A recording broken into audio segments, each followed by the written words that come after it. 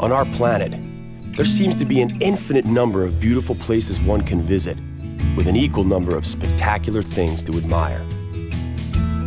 It requires nothing more than a curiosity to observe what is all around you. The miracle of nature manifests in countless ways, from breathtaking vistas to the simple movements of a common heifer. The purpose of this program is to present you with the extraordinary diversity of our miraculous blue planet so that you can discover these things for yourself. Today, we will travel to the very north of Great Britain, the Shetland Islands. Here, 1 million birds watch as the human population, numbering only 20,000, gets on with their everyday lives. The cooler climate accounts for the purposeful character of the locals. We will then travel from the very end of the world to its very center. The local nomadic dervishes call the Pshi-Balchashi region in the southeastern province of Kazakhstan, Almaty, the center of the world. Later, we will follow our camera to the Yellow Mountains in central China and the Chenkang, known as the Venice of China. Our last stop will bring us back to the center of Europe. We will visit a region of the Czech Republic known as Bohemian Paradise. Here we will explore rocky labyrinths and ancient castles. We will also discover the semi-precious stone called Czech garnets.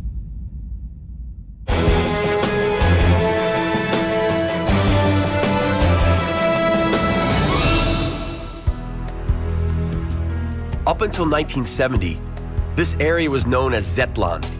Today, we know it as the Shetland Islands, the northernmost province of Great Britain. It is under Scottish administration. These islands are spoken about in the history of the Romans, Vikings, and of course the Anglo-Saxons. The islands also played an important role during the Second World War when they were used, among other things, as a transition for Allied spies. Only 16 out of the hundreds of islands in this group are inhabited. The largest island has the simple name, mainland. The fauna is not quite as poor as we might have expected from a location on the 60th parallel. The warm Gulf current affects the temperature of the sea. The result is a sea temperature that never falls below 5 degrees Celsius. Puffins are the most distinctive inhabitants of the seaside cliffs. Despite their size and apparent helplessness, the puffins deal impressively with the sharp winds and uncomfortable rocky nests, which they often swap for burrows in the gravel coastline. The cliffs are washed by the waters of the Pacific Ocean and the North Sea. For geographers, the Shetland Islands represent an ocean dividing line. No point inland is further than 5 kilometers from the coast. The highest point is Ronas Hill, rising 450 meters above sea level. Indulging in seal watching is a pleasant way to pass the time while waiting to spot the mysterious high-fin sperm whale.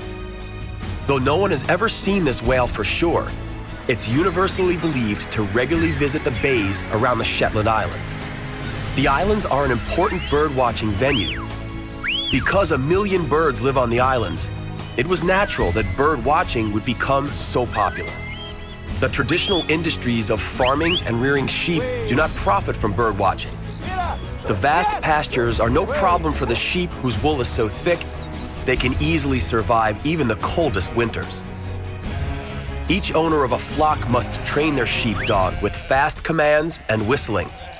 A well-trained dog that obeys its master's commands without hesitation is the pride of every farmer. The Shetland sheep are indigenous to the islands. They are related to the extinct Scottish dunface. They are characterized by a smaller overall size and wool of high quality. This flock, and many others, will have their wool collected to be used in knitting the famous and very warm Shetland sweaters and quilts. Historically, wool has been one of the most important trading articles for the islands. Because of its quality, it quickly gained an excellent international reputation. At first, the wool fell is sorted according to quality and type. The roughest wool is destined for carpet making, and the best for the making of sweaters. Wool that appears to be as wispy as a cobweb is considered to be the most valuable. The wool is usually dyed for export purposes. However, the traditional local products are usually made from natural wool. The skillful hands of these seamstresses create first-class tweed suits, scarves, sweaters, and quilts. Knitting has even been elevated to a course offered in the local university.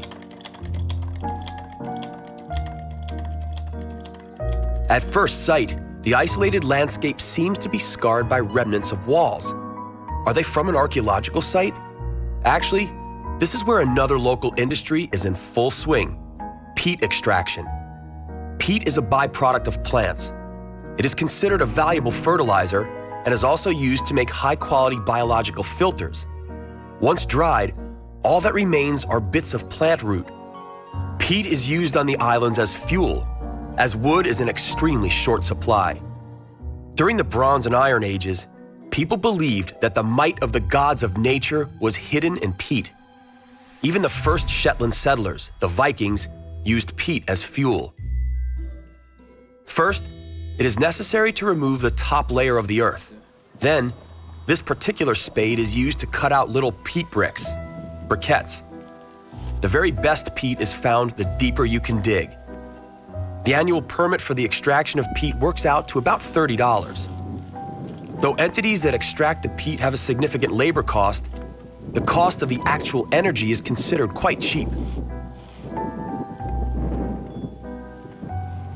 Peat briquettes burn easily and produce a lot less smoke than does wood. But the Nature Protection Societies warn that peat extraction, especially the industrial type, destroys the natural habitat of many plants and animals.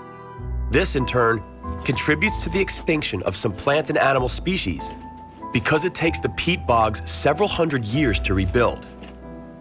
Peat bogs make up 2% of the Earth's surface and cover about 3 million square kilometers.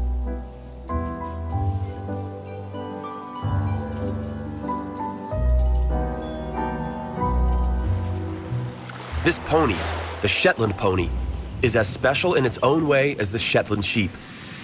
The Viking invaders brought the ponies to the islands. Over centuries, the cold, harsh climate caused the breed to evolve, gradually becoming extremely hardy. Countless generations have used this stubborn-by-nature pony as a primary means of transport. It is said that the ponies require tough and uncompromising handling. The ponies grow to about 1 meter at the shoulders. The question of their future breeding is a source of dispute and differing opinion. While some wish to breed as small as possible super pony, others claim that the pony must be, above all else, useful. Regardless of what fate has in store for the Shetland pony, one thing is for sure. The pony symbolizes the development of the Shetland society, from tough and stubborn Vikings to the smiling, caring, and hardworking men and women of today. Footpath to the beach, and in the opposite direction, simply footpath. These simple signs enable one to quickly become oriented to the islands. The islands are so small that it is next to impossible to get lost. Let us harness the wind blowing above the sea, and let it bring us all the way to Kazakhstan.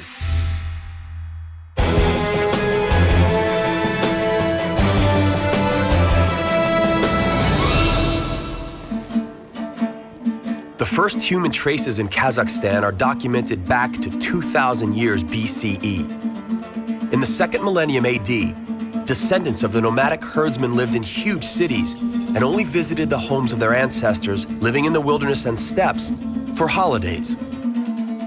Kazakhstan was a territory at the epicenter of the Great Game, the Anglo-Russian conflict over Central Asia.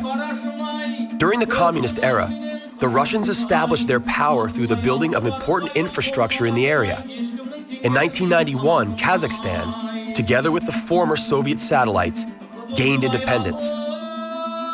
Traversing the country of Kazakhstan would require several months because its surface area is equivalent to that of the entire continent of Europe. Let us visit the region in the southeast, a place known as Przybalchashi, meaning 7 rivers. 7 rivers originate here and flow to either the Aral Sea or the Balkhash Lake. The most important of these rivers is called the Charon River. It is a significant source of water and contains breathtaking scenery which was created in the rocks surrounding it over the centuries.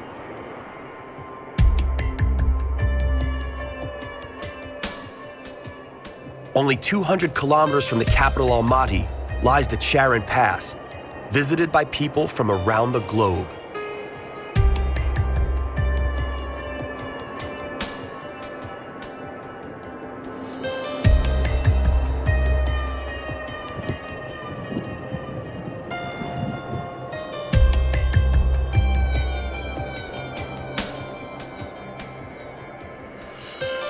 Russian rafters discovered the pass only 40 years ago. They called it Dolina Zamkov, which is Russian for the Valley of Castles. The rock formations all around them seem to resemble the dwellings of mountain giants, or, with just a little imagination, the surface of an unknown planet. At first sight, it's hard to believe that the Charon, which appears now as an innocent stream, could be the culprit responsible for the creation of such magnificent formations. But unlike its flow in the summer, during the springtime glacier thaw, the Charon becomes an energy-charged whitewater monster. Rugged nature has a tendency to cause people to fabricate myths about it. Similarly, the Soviet occupation left a number of urban legends in its wake. The archaeologists discovered the statue of the Golden Man in 1969, but local legend has a different version of its discovery. The story goes that a drunken tractor driver fell out of his machine and knocked his head on something hard. Another story claims that it was discovered by a man wishing to turn this mound into a garage. In any case, this happens to be the armor of a Sake king, the symbol of modern Kazakhstan. Sometime in the spring, between April and May, the steppe awakens from its winter slumber. This is the time when one marvels at the blooming flowers. The Kazakh steppe is the home to wild tulips, which, in places, form yellow or yellow-orange carpets. Forget the Dutch hybrids. This is the real thing.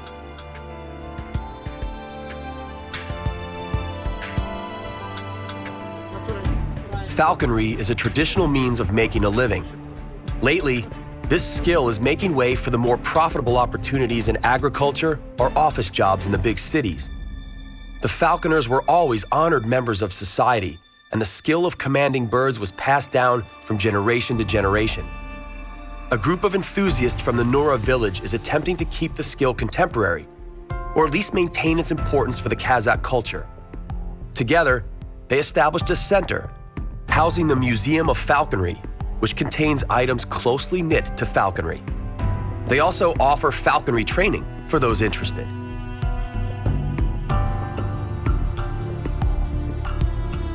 Above anything, the Pshi-Balchashi fills the dry steppes.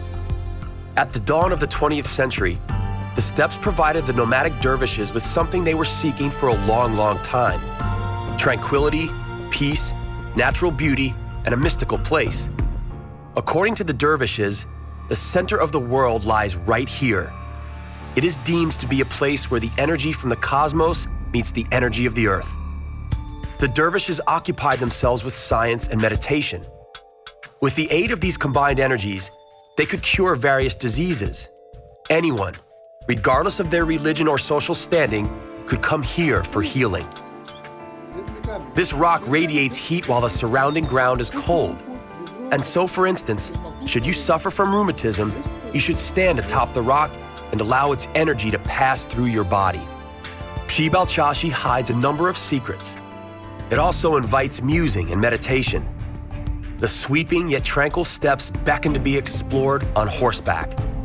Sadly, we have to move on to central China.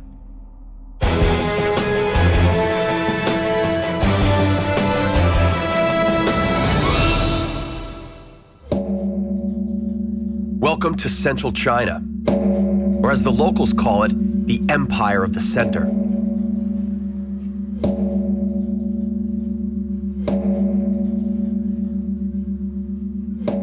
As a result of thousands of years of tradition, the Chinese perceive their immense country to be the true navel on the body of the world. Miss Gao prepares a cup of tea, but not in a way we are accustomed to. She uses a tea bag and boiling water from a tea can.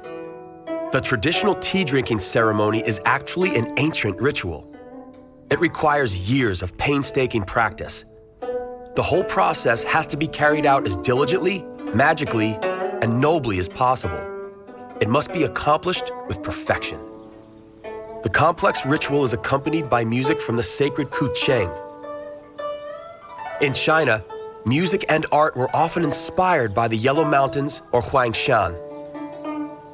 In the 17th century, the scholar and traveler Zhu Jiake wrote about the breathtaking scenery of a mountain ridge overgrown by pine trees in the following words: "When a man once discovers Huangshan, he loses the desire to conquer other peaks as he comes to the realization that his journey has come to an end." These peaks enjoy poetic names, the Lion's Summit or the Monkey Looking Out to the Sea. They evoke the world of ancient legends. One better-known legend is about the unfortunate lovers, Tai Ching and Mao Qian, who decided to end their suffering by jumping into the ocean of clouds. The old Zen masters perceived the age-long game of the clouds and the mountain peaks as a battle, and at the same time as the harmony of the opposites, the principles of yin and yang. The temples high up in the mountains are not easily accessible. Therefore, a number of tourists prefer to be carried up there on a sedan chair. The porters claim that they save the lives of many.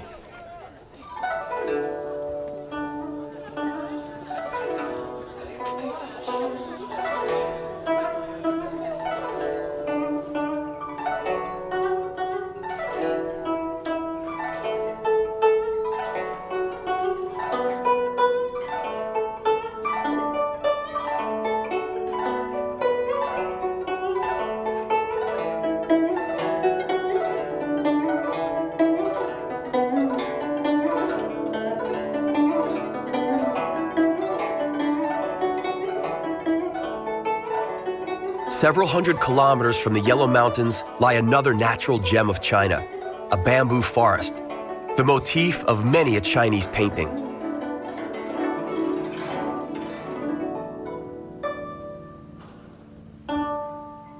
The course of the water from the waterfall is diverted from the mountain range of the Yellow Mountains.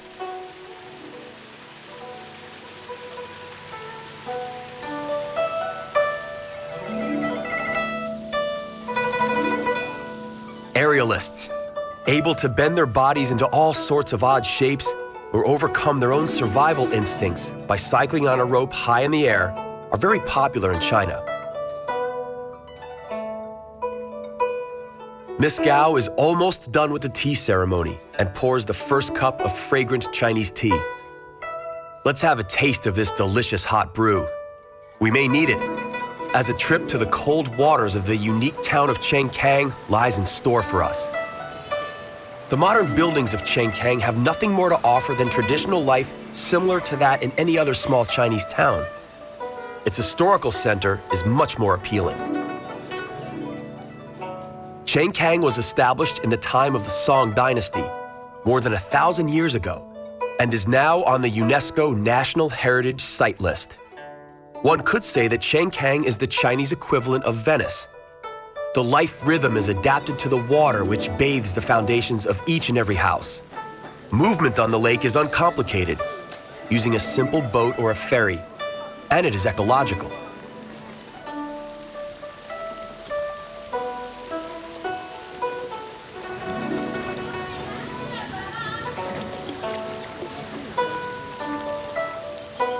Central Asia is truly a place of huge contrasts. But how is Central Europe doing? Let's find out.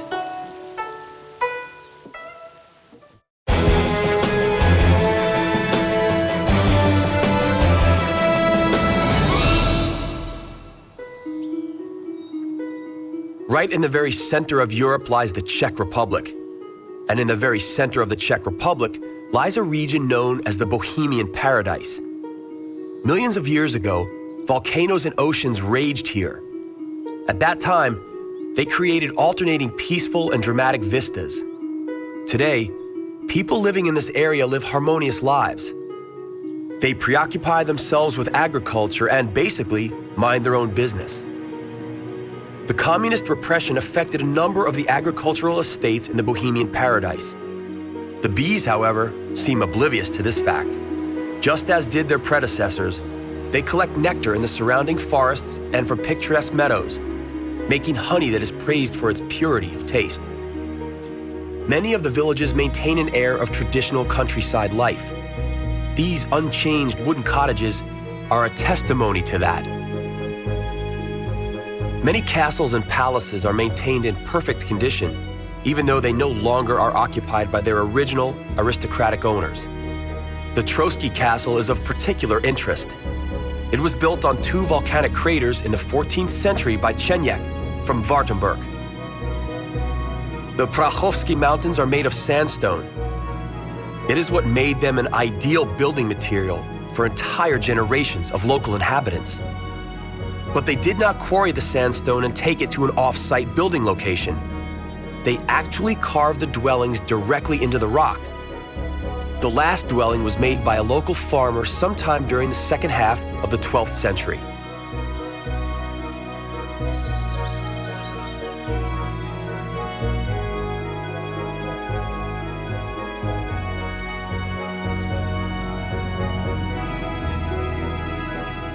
The varied and deciduous forest hides peculiar rock formations.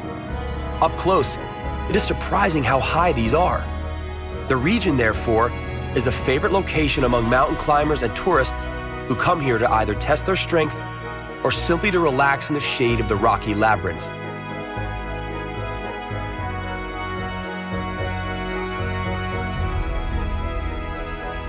Many of the peaks are only accessible using the man-made passages or ladder systems.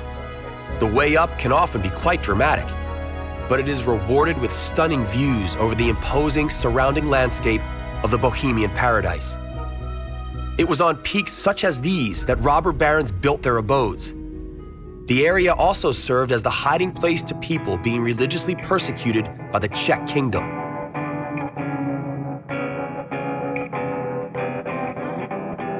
Each peak has its own character and is named accordingly. Loner, the Mace, Crooked Tower, Wreck, Dry Love. The Bohemian paradise is more than just the land of towering sandstones, stunning panoramas, and historical castles. It is also the place where the Czech garnets, the world-renowned semi-precious stones, originate.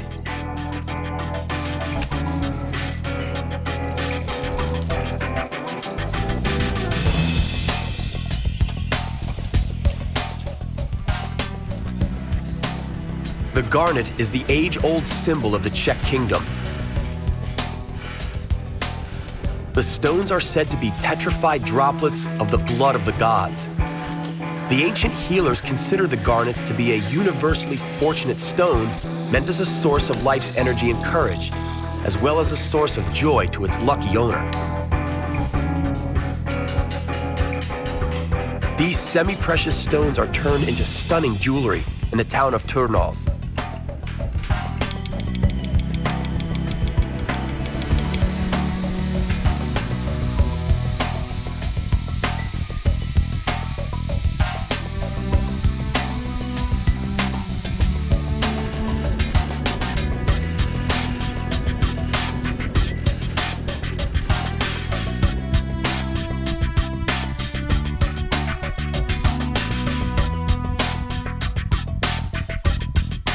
A sun, colored like the Czech garnets, sets above the castle of Trotsky.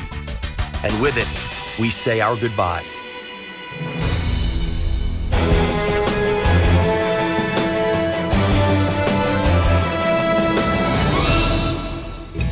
Our journey to the miraculous nooks of our planet comes to an end, for now.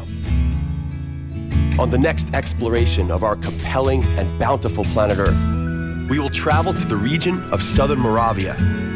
Did you really think that orchids only thrive in the tropics? Far from it. These phenomenal and exquisite plants also flourish in the very heart of Europe. Later, we will go back to the Caribbean, to Cuba. Cuba is a place of unbelievable natural beauty and of brutal cockfighting. Then, finally, we will visit Fiji in the Pacific Ocean. Its enchanting nature is often untouched by humans, and so it is perceived as a true paradise on Earth. That's all right here on Miracles of Nature.